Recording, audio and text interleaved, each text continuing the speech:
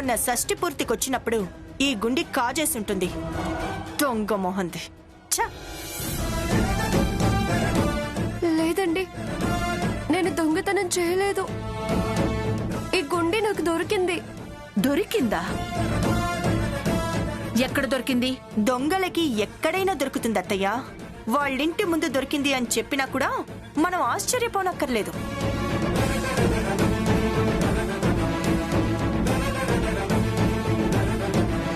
Correct గా చెప్పే ఐశ్వర్య. వాళ్ళింటి ముందే దొరికిందని చెప్పింది నాకు. నిజమండి, నిజంగా నాకు ఈ గుండి మా ఇంటి ముందే దొరికింది. ఒట్టు.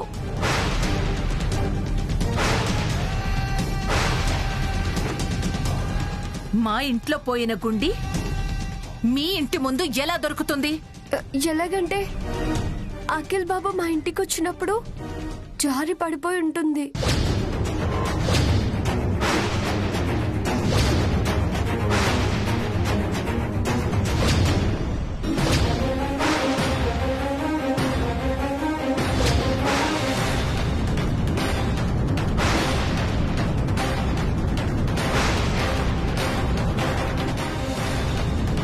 ఏంటి?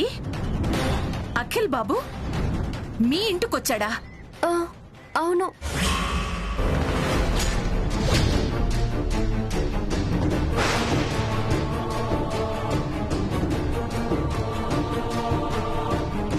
ఏయ్, ఎందుకొచ్చాడు? మా మరిది మీ ఇంటికి ఎందుకొచ్చాడు? అది వద్దు. ఇంకా అబద్ధాల మీద అబద్ధాలు చెప్పి మమ్మల్ని ఇరిటేట్ చేయొద్దు.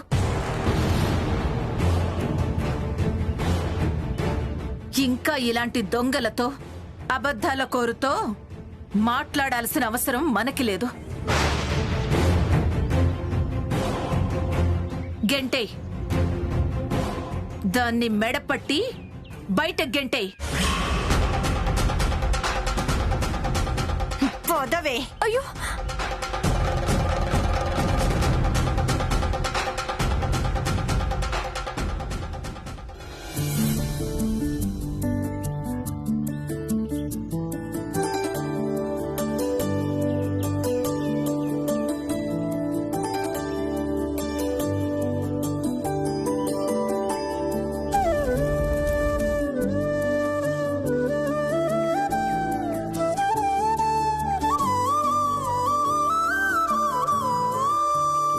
ఎందుకంట అతనితోటి పరిచయం ఎందుకంట? చెప్పమంట తనతోటి స్నేహమే చెప్పమంట. మాటి మాటికి కలుపుతున్నావు దీనికంట, పూట పూటకి గుర్తు చేస్తున్నావు దీనికంట. మాటి మాటికి కలుపుతున్నావు దీనికంట, పూట పూటకి గుర్తు చేస్తున్నావు దీనికంట. ఈ కొంటి పనులు నీవేలే కన్నయ్యా, ఈ మర్మమేమిటో నువ్వేలే చెప్పయ్యా.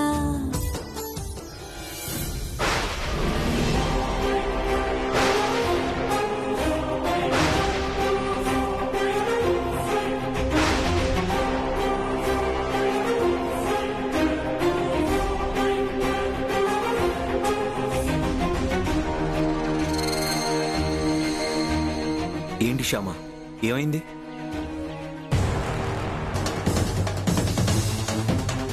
అందరూ శ్యామ, ఇదేనా మీ గుండి? ఇదేనమ్మా. కూటికి టికాణా లేని శ్యామ దగ్గర లక్షలు ఖరీదు చేసే వజ్రం పొదిగిన గుండి ఎలా వచ్చుంటుంది? లేదండి, నేను దొంగతనం చేయలేదు. ఇప్పుడే ఆ అఖిల్ బాబు ఇంటికి వెళ్ళి జరిగిందేంటనేది ఆ బాబు నోటితోనే మీ అందరికీ తెలిసేలా చేస్తాను. అది చెప్పినా కూడా వినిపించుకోకుండా నన్ను దొంగ అంటున్నారు బాబు. పద.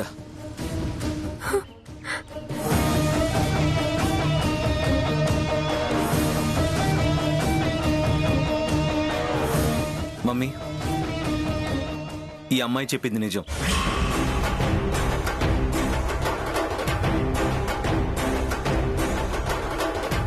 నేను వాళ్ళ ఇంటికి వెళ్ళినప్పుడే గుండి పడిపోయి ఉంటుంది.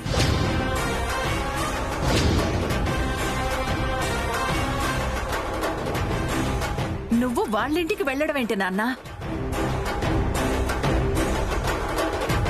దాని ఏడుపు చూసి జాలిపడి దాన్ని కాపాడడం కోసం ఇలా చెప్తున్నావా ఏంటి? లేదు మమ్మీ, తమ్ముడు చెప్పింది 100% నిజం.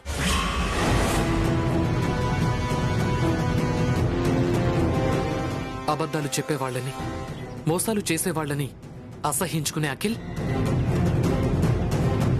అలాంటి మోసగాళ్లను పొరపాటును కూడా క్షమించకూడదు అని చెప్పే అఖిల్ ఈ అమ్మాయి విషయంలో జాలిపడి ఇలా ఎందుకు చెప్తాడు?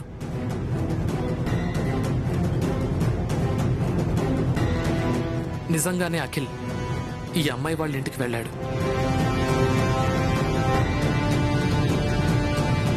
ఏంట్రా, అరుణ్ కూడా ఇలా మాట్లాడుతున్నాడేంటి?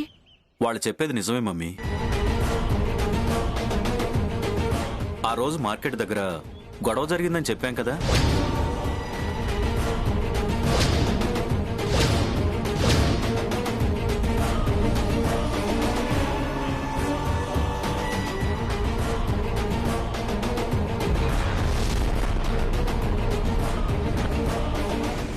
అది జరిగింది.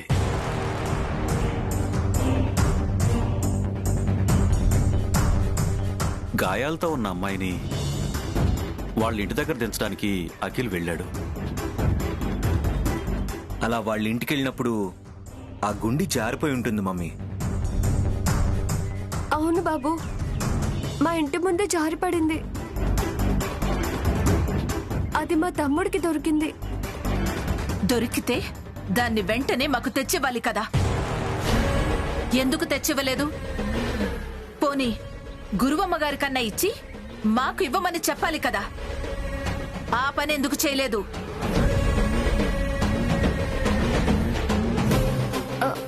అంటే ఆ గుండెలో వజ్రం ఉందని, అది అంత ఖరీదైందని నేను ఊహించలేదండి. ఊహించుంటే శుభ్రంగా అమ్మేసుకునేదానివా? ఐశ్వర్య, ఏంటా మాటలు? జరిగింది అఖిల్ వాళ్ళు చెప్పాక ఈ అమ్మాయి నిజాయితీ బయటపడ్డా కూడా ఇలా మాట్లాడతారేంటి?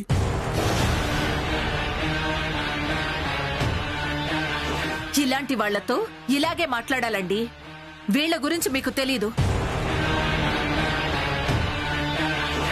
ముందు ఇలాగే నిజాయితీ మనుషుల్లా నమ్మించి మనలాంటి గొప్ప వాళ్లతో బాగా పరిచయం పెంచుకుంటారు.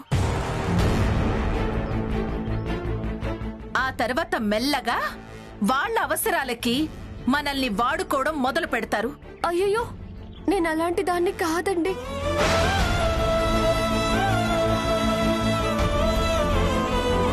కన్నే మీదొట్టు.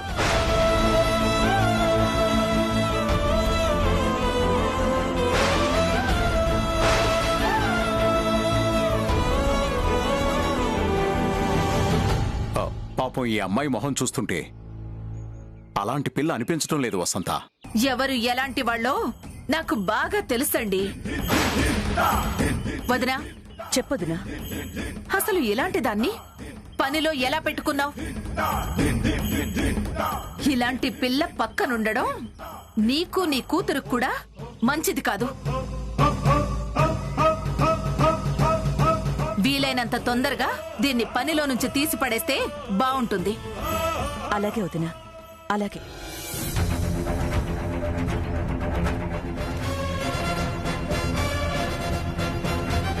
ఏంటి ఇంకా దిష్టి పెడతలా నిలబడ్డావు? పద పద.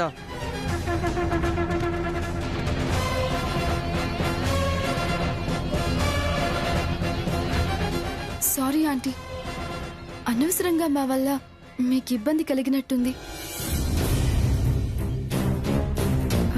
సారీ అంకుల్, సారీ అండి. వస్తానండి. ఎక్స్క్యూజ్ మీ, ఒకసారి ఇలా వస్తారా?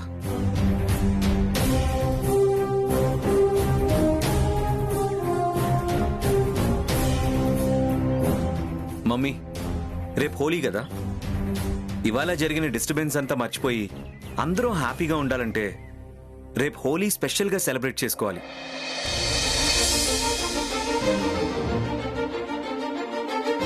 స్పెషల్గా హోలీ సెలబ్రేట్ చేసుకోవాలంటే రేపటి హోలీ ప్రోగ్రాంలో రూపారా అని పాట ఉండాలి.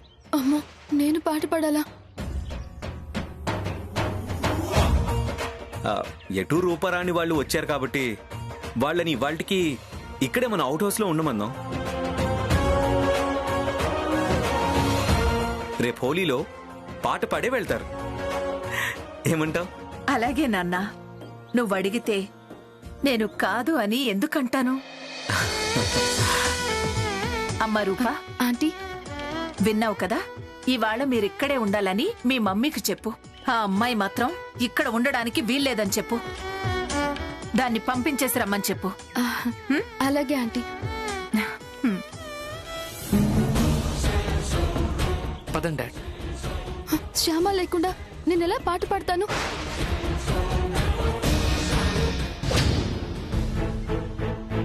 ఇప్పుడు తృప్తిగా ఉందా? నీ నిజాయితీ నిరూపించుకోవడం కోసం వచ్చి ఇంత రభస చేశావు కదా, ఇప్పుడు నీకు తృప్తిగా ఉందా అంటున్నాను. నీలాంటి దాన్ని పనిలో పెట్టుకున్నందుకు నేను మాటలు పడాల్సి వస్తోంది. నిన్ను పనిలోంచి తీసేయమని చెప్పి సలహా కూడా ఇచ్చింది ఆ పెద్ద ఆవిడ. నువ్వు లేకపోతే మాకు కష్టమని ఆవిడకి తెలియదు కదా. ఎప్పుడైనా వీళ్ళ ఇంట్లో ప్రోగ్రాం ఉంది రమ్మంటే నిన్ను తీసుకురాకుండా మేమెలా ప్రోగ్రాం చేయాలి? ఎప్పుడో ప్రోగ్రాం కాదు మమ్మీ, రేపే ప్రోగ్రాం పెట్టారు.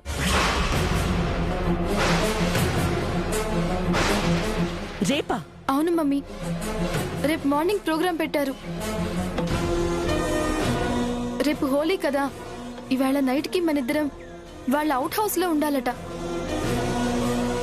రేపొద్దున్నే నేను హోలీలో పాట పాడాలట.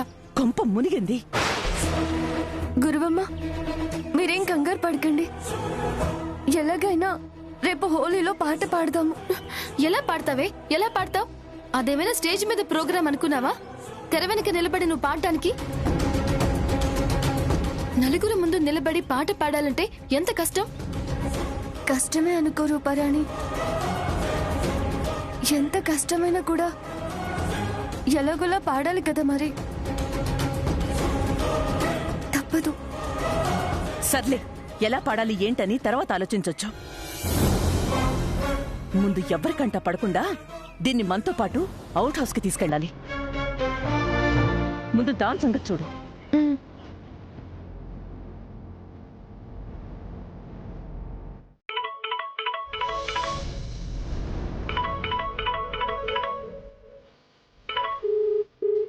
ఒక్క నిమిషం.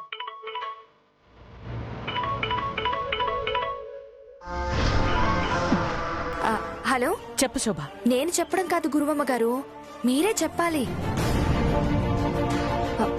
శ్యామాని దొంగ అని నిరూపించడం కోసం మీరక్కడికి తీసుకెళ్లారు కదా, అక్కడ ఏం జరుగుతుందో ఏంటోనని ఇక్కడ మా అత్తగారు, మామగారు, మా ఆయన, మా మరిది తెగ కుమిలిపోతున్నారు. వాళ్లతో పాటు నువ్వు కూడా పక్కన కూర్చుని కుమిలిపో. అంటే మా కుటుంబం మొత్తం కుమిలిపోయే విషయం అక్కడ జరిగిందన్నమాట.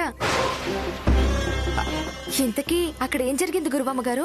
అదంతా రేపు అక్కడికి వచ్చాక వివరంగా చెప్తాను. రేపా? అంటే ఇవాళ రాత్రికి మీరు రావడం లేదా? లేదు, ఇక్కడే ఉంటున్నాం. రేపొస్తాం. ఇవాళ రాకుండా రేపు వస్తున్నారు అంటే ఖచ్చితంగా శ్యామ దొంగ అని తేలిపోయి ఉంటుంది. వాళ్ళు దాన్ని పోలీసులకు పట్టించుంటారు. దాని చేతికి బేడీలు వేసి తీసుకెళ్ళుంటారు. దాని చేతికి బేడీల సంగతి తర్వాత. ముందు నీ చేతికి బంగారు గాజులు వేసుకుంటే ఎలా ఉంటుందో చెప్పు. బంగారు గాజులా? నా చేతికా? బ్రహ్మాండంగా ఉంటుంది గురువమ్మ గారు. కానీ నాకంత అదృష్టం లేదుగా గురువమ్మ గారు. ఉంది. నీకు బంగారు గాజులు నేను చేయిస్తాను. అయితే నేను చెప్పిన పని నువ్వు చెయ్యాలి. ఏం చెయ్యాలి? శ్యామని పెళ్లి చేసుకోబోతున్నా ఆ పెళ్లి కొడుకు ఫోన్ నెంబర్ నువ్వు కనుక్కుని నాకు చెప్పాలి. ఓసి, అంతే కదా, చెప్పేస్తాను. నాకు బంగారు గజ్జలు చేయిస్తారు కదా? నేను చెప్పినట్టు చేస్తే తప్పకుండా చేయిస్తాను. ఉంటాను. ఆ పెళ్లి కొడుకు ఫోన్ నంబర్ దొరికితే శ్యామ పెళ్లి చెడగొట్టడం నాకు చాలా తేలికైపోతుంది.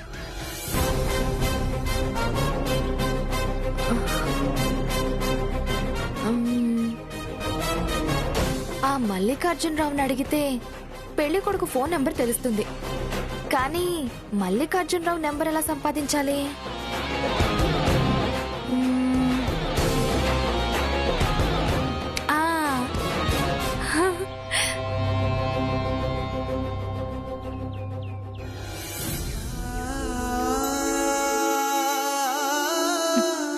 అక్కడ ఏం జరుగుతోందో ఏంటో. గురువమ్మ మన శ్యామ గురించి వాళ్ళకి ఏం చెప్పిందో ఏంటో. నా బిడ్డ మీద దొంగ అనే ముద్ర పడేలా ఉందని భయంగా ఉందండి. భయపడకు హరిప్రియ, మన శ్యామ నిప్పుకి చెదపట్టదు. ఆ నిప్పే నీరు కారిపోతుంది అక్కడ. ఏమండి, మీ ఫోన్ ఒకసారి ఇస్తారా? ఎందుకు? నీ ఫోన్ ఉందిగా. నా ఫోన్లో ఛార్జింగ్ అయిపోయిందండి. ఇదిగో.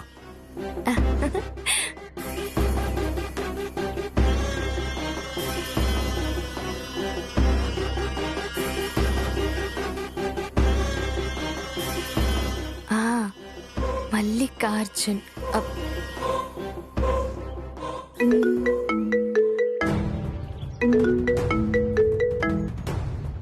హలో గోవిందు. నేను గోవిందుని కాదండి, ఆయన శ్రీమతిని. చెప్పమ్మా, ఏంటి విశేషాలు? ఏం లేదండి, మా శ్యామకి మీరు ఒక మంచి సంబంధం చూశారు కదా? అవునమ్మా, చాలా మంచి సంబంధం అది.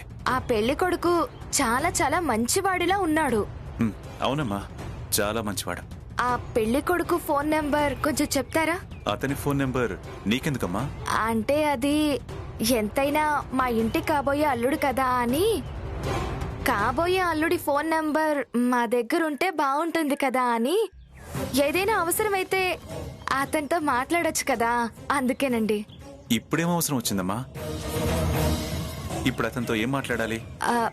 అంటే అది అదేనండి, పెళ్లి కొడుకి మేము బట్టలు తీసుకోవాలి కదా. ఆ అబ్బాయి కొలతలు మాకు తెలీదు, మేం ఫోన్ చేసి అడగాలని, అందుకే అతని ఫోన్ నంబర్ అడిగాను. అవసరం లేదమ్మా, మీరేమీ అతనితో మాట్లాడాల్సిన అవసరం లేదు. పెళ్లి సంగతి, పెళ్లి బట్టల సంగతి నేను చూసుకుంటాను. శ్యామ అన్నయ్యగా అవన్నీ నేను చూసుకుంటాను అంటున్నాను. ఉంటానమ్మా.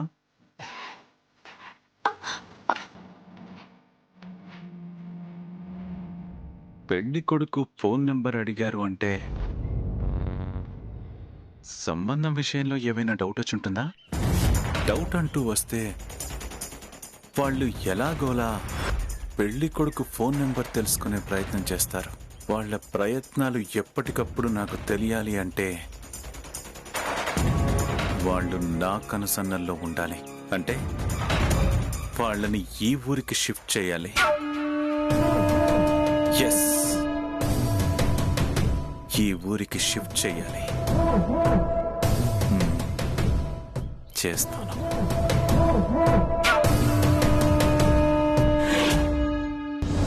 రేపు శ్యామ ఎవరికంటా పడకుండా అందరి ముందు శ్యామ చేత పాట ఎలా పాడించాలి?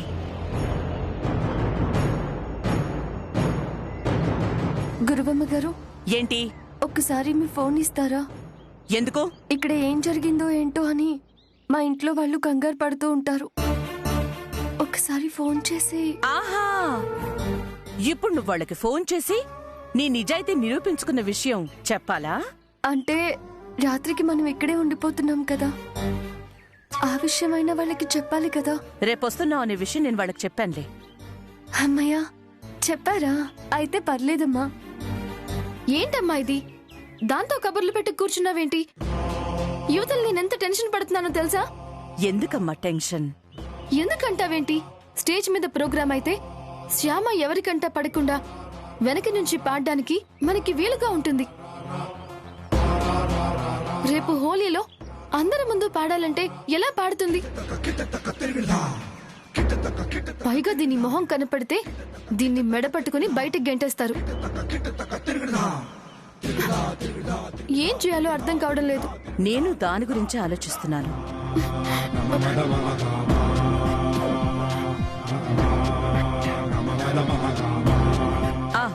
ఓ పంచేద్దాం. ఏంటి? రేపు హోలీ కదా, అందరూ మొహానికి రంగు పూసుకునుంటారు. దీని మొహానికి కూడా రంగులు పూసి ఎవ్వరూ గుర్తుపట్టకుండా చేద్దాం. మంచి ఐడియా మమ్మీ. అర్థమైంది కదా? అర్థమైందమ్మా. రేపు హోలీ మొదలవగానే మొహం నిండా రంగులు పూసుకుని ఎవ్వరూ గుర్తుపట్టకుండా, ఎవ్వరికీ అనుమానం రాకుండా పనివాళ్లతో కలిసిపోయి లోపలికొచ్చే. పాట అయిపోగానే పక్కకెళ్ళిపోదు గాని. అర్థమైందా? అర్థమైందమ్మా. రేపు పాట పాడటం పూర్తయ్యి మనం ఇక్కడి నుంచి బయలుదేరి బయటికెళ్లేంత వరకు నువ్వు మాతో పాటు ఈ అవుట్ హౌస్ లో ఉన్న విషయం ఎవ్వరికీ తెలియకూడదు. జాగ్రత్త. అలాగేనమ్మా, జాగ్రత్తగానే ఉంటాను.